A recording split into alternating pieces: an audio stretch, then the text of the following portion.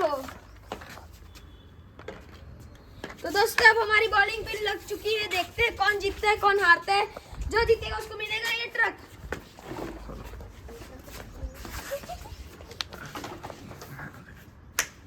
सब हम डंडे पे संडे का तेल लगा के लाइन बना रहे हैं। तो ये दोस्तों हमने लाइन बना दी है, अब देखते हैं कौन जीतता है। अब उसके पीछे से कर रहे हैं, चलो। एक गिरा है, सेकंड चांस बोल दो आप। सेकंड चांस है दोस्तों इसका, इनका सॉरी। ये दोस्तों ने पूरा गिरा दिया, 6 के 6 हम लोग हारेंगे।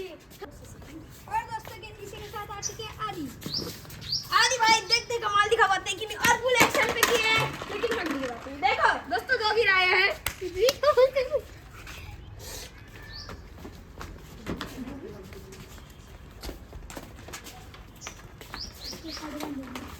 हाँ दोस्तों अब देखते हैं बाकी के 4 गिरा पाते हैं कि नहीं।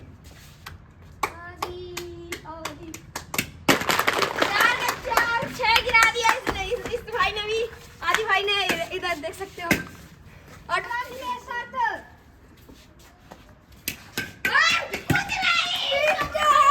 बताइए दोस्तों, सबसे बढ़िया इनका था, सबसे मजेदार। और ये दूसरी बारी मतलब अभी ये दोनों से पीछे हैं, ये अब मेरी बारी आएगी।